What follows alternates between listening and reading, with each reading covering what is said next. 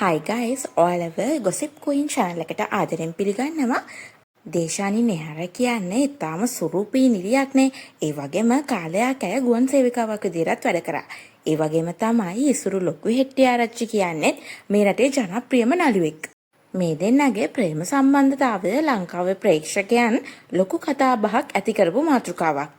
ඉතින් මේ සම්බන්ධතාවය බිඳී ගිහිලා තියෙනවා. ඉතින් මේ රූමතිය මේ ගැන ඇගේ නිල Facebook පිටුවේ පණිවිඩයක් නිකුත් කරලා තිබුණා.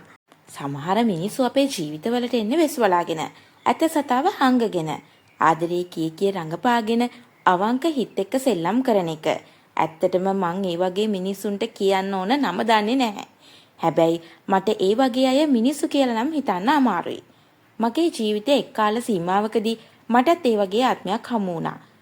නොසෑහෙන්න ආදරය කරා, විශ්වාස කරා. මගේ ජීවිතේ වටිනාම කියන දේවල් මට කැප කරන්න සිද්ධ වුණා.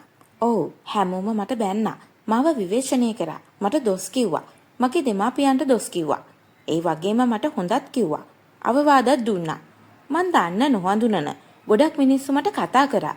ඒ හැමෝටම ගොඩක් ස්තුතියි.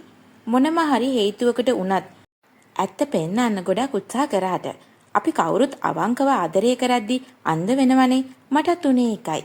ඒ වගේ මිනිසුන්ට කොච්චර අපි වටිනාකමක් ආදරයක් ගෞරවයක් දුන්නත් මනුස්සකමක් ගෑවිලාවත් නැති එවුන් වගේ හැසිරෙන්න පවටද කියන්න මම දන්නේ නැහැ.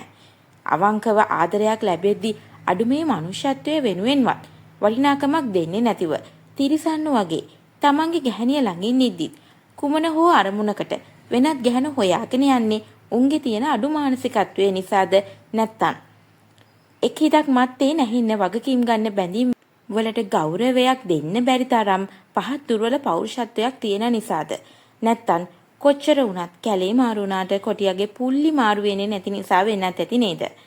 මන් මෙහිම පෝස්ට් එකක් දාන පළවෙනි වතාව. ඔව්, මේක මගේ පෞද්ගලික කාරණයක් සම්බන්ධව තමයි.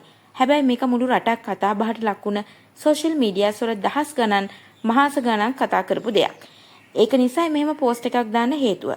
මොකද මෙතනින් පස්සෙවත් අනවශ්‍ය ප්‍රශ්න අහන්න හිතන් ඉන්න අයට මං හිතනවා දැන් යම්කිසි දැනුවත් වීමක් ඇති කියලා. මේ සම්බන්ධයෙන් මට මිනිස්සු බැන්නත් නැවත විවේචනය කරත් මේක තමයි ඇත්ත. ඉතින් බොහෝ වේදනාත්මක කාලවකවානුවකට පසු මම තේරුම්ගත් එකම දේ අපි ආදරය කරන්න ඕනේ, කැප වෙන්න ඕනේ Tamanට කියලා ආත්මගරුත්වයක් තියෙන මිනිහෙක්ට විතරයි කියලා. ඉතින් පෞද්ගලික ජීවිතයේ මොන ප්‍රශ්න තිබුණත් මේ දෙන්නටම ඊටම සාර්ථක රංගන ජීවිතයක් ගෙවන්න ඉඩහසර ලැබේවා කියලා Gossip Queen අපි ප්‍රාර්ථනා කරනවා. ඉතින් ඔයාලා අපේ channel එක subscribe කරලා නැත්නම් අනිවාර්යයෙන්ම channel එක subscribe කරන්න, bell button එක click කරලා ඔයාලට notification ගෙන්න ගන්නත් පුළුවන්. like එකක් comment එකක් දාන්න අමතක කරන්න එපා. අනිවාර්යයෙන්ම තව gossip එකකින් අපි හම්බ වෙමු.